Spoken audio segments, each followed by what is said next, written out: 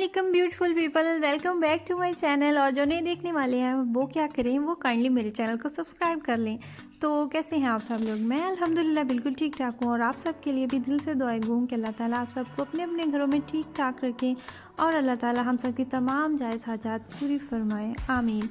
यहाँ पे जी मैं बना रही हूँ बड़ा यमी सा मज़ेदार सा नाश्ता। आप मेरी वीडियोस में ज़रा इस तरह की चीज़ें कम ही देखते हैं तो आज मैं आपके साथ ये जल्दी से एक क्विक सी रेसिपी शेयर करने जा रही हूँ। यहाँ पे मैंने लिया है 1 कप मैंने लिया है बेसन और उसके अंदर मैंने छोटी सी प्याज डाली है, मीडियम से भी छोटी। और उसके बाद इसके अंदर गया है नमक, मिर्च, ज़ीरा और क्रश्ड कोरिएंडर मैंने इसके अंदर डाला है। और धनिया मैंने फ्रीज़ किया हुआ था, फ्रेश जो होता है कोरिएंडर, वो मैंने इसके अंदर डाला है। और बस यही इसके अज्जा हैं। तो आपकी मर्ज़ी पे भी डिपेंड करता है कि आप अमेज़ा जो है उसमें क्या क्या डालना चाहते हैं। अगर आप इसमें आलू बारीक बारीक काट के डालना चाहें तो वो भी आप डाल सकते हैं, लेकिन जो मैं आप लोगों के साथ शेयर कर रही हूँ वो मैंने आपको बता दिया कि मैंने इसके अंदर कौन से इंग्रेडिएंट्स जो हैं वो यूज़ किए हैं। तो ये मैं बना रही हूँ आज नाश्ते में ब्रेड पकौड़ा। ये मैं ब्रेड में इसकी कोटिंग करूँगी और फिर मैं इसको फ्राई कर लूँगी। ये बनाते हुए आपने एक चीज़ का ख्याल रखना है कि ये जो आप अमेज़ा बना रहे हैं ये थोड़ा सा पतला होना चाहिए, ज़्यादा पतला भी नहीं होना चाहिए और ज़्यादा थिक भी नहीं होना चाहिए, ताकि ब्रेड के ऊपर ये आसानी से आ जाए। इस तरह का जो नाश्ता होता है वो अमूमन तो बनता है वीकेंड पे, क्योंकि नॉर्मल दिनों में तो आपको पता टाइम ही नहीं होता और इस तरह का एहतमाम जो होता है थोड़ा बहुत वो वीकेंड पे ही चलता है। तो मैं ज़्यादा क्या बना रही होती हूँ कि फ्रूट चाट मैं बहुत ज़्यादा बनाती हूँ, मतलब बहुत ज़्यादा तो नहीं, खैर वीकेंड पे मेरी कोशिश होती है। उसकी वजह भी यही होती है कि एक तो वैसे खा लेते हैं बच्चे भी, और आपको पता है कि वैसे फल इतने नहीं खाए जाते, बच्चे भी दूर ही भागते हैं। तो मैं ख़ुद भी इतने फल, ये मेरी एक बुरी आदत थी आप कह लें कि फल जो है वो मैं इतने शौक़ से नहीं खाती। तो ये फ्रूट चाट एक सबसे बेस्ट हुई है। अगर आप भी फल नहीं खा सकते, फलों के मामले में आप थोड़े से लेज़ी हैं, तो आप यही चूज़ करें ना, मतलब कि आप फ्रूट चाट बना के किसी भी तरीके से योगर्ट डालें, क्रीम डालें, तो वो एक बड़ा अच्छा ऑप्शन हो जाता है बच्चों के लिए भी। तो वो बना रही होती हूँ। और नॉर्मल दिनों में तो पता है बस क्विक सा नाश्ता करें और इतना टाइम ही नहीं होता, बस ये जाओ और वो जाओ, यही हमारी रूटीन होती है। तो आज की इस वीडियो में आप लोगों के साथ मैं फ्राइडे की रूटीन शेयर करने जा रही हूँ और ये सिर्फ मेरा दिन है कि मैंने आज का दिन किस तरह स्पेंड किया, क्या मैंने किया, ये आपको आज देखने को मिलेगा। अगर जो आपका नाश्ता जो है वो भरपूर है और आपने पेट भर के नाश्ता कर लिया, तो उसकी एक ये बात है कि वो आपकी डाइट पे, मतलब कि आपका वज़न नहीं बढ़ता।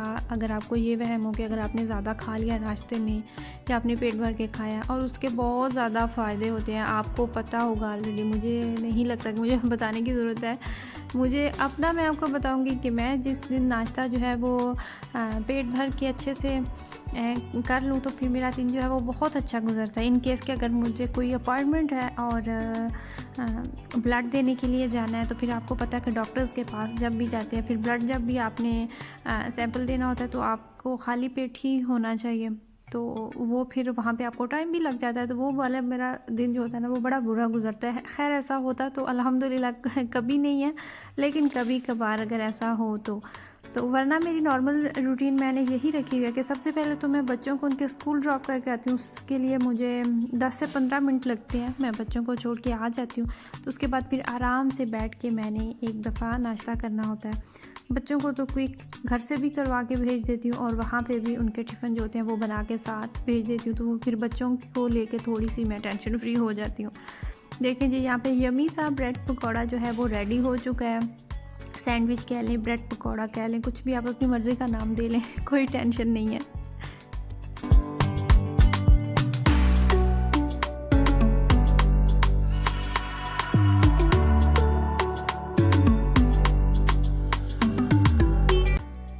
मैं एक तो अपने बालों पे कलर जो है ना वो बहुत कम करती हूँ। मैं ज़्यादा अपने बाल जो है वो कलर नहीं करती। हाँ, अगर जब मैंने कलर करने हों तो मैं गार्नियर का हेयर कलर जो है ये प्रेफर करती हूँ। ये भी गार्नियर का है। और अभी मैं अपने बाल जो है वो कलर करने लगी हूँ, तो उससे पहले मैंने इसको निकाल लिया। ये इसके साथ कंडीशनर है, तो भी मैं इसको मिक्स कर लेती हूँ। गार्नियर का आप जब भी लेते हैं ना तो उसकी जो मिक्सिंग होती है ना वो बड़ी आसान होती है, मतलब कि जब आपने इसको मिक्स करना होता है तो एक ही दफ़ा आप ये सारा लिक्विड लेके तो यहाँ पे इसको बंद कर देते हैं, तो फिर आप शेक करें और बालों पे लगा लें। ये मैंने इसके अंदर बंद कर दिया, तो अब मैं इसको अच्छे से शेक कर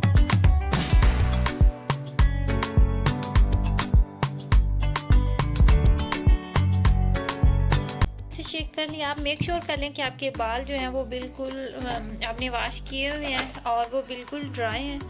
बालों पे बिल्कुल भी ऑयल नहीं होना चाहिए, वरना आपके बालों पे जो कलर है वो नहीं आएगा। मेरा स्टार्ट से ही ऐसा माइंड है कि मैंने कुछ भी करना होता है, मतलब कि बालों में कलर लगाना है या फिर बालों में आप मेहंदी लगा रहे हैं या फिर आपने मसाज करना है या कुछ भी काम है करने वाला, तो मैं क्या करती हूँ कि वो मैं ख़ुद ही कोशिश करती हूँ कुछ भी करने वाला हो। इवन कि मैं दो दफ़ा तो नहीं है, 3 दफ़ा मैं अपना हेयर कट जो है वो भी खुद ही कर चुकी हूँ और अल्हम्दुलिल्लाह सेटिस्फाइड हूँ। अच्छा रहा एक्सपेरिमेंट मेरा।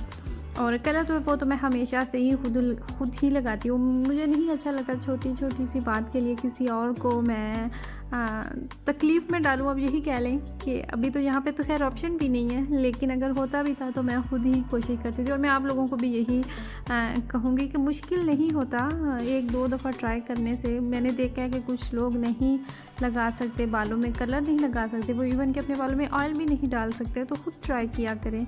ये काफ़ी जो है ना ये आसान रह जाता है, फिर आपको इंतज़ार नहीं करना पड़ता किसी और का। तो यहाँ पे सारा काम डन हो चुका है और ये देखिए जी, इस तरह का ही एग्जैक्टली मुझे अपने बालों पे कलर चाहिए था और मैं बहुत सेटिस्फाइड थी इस कलर से।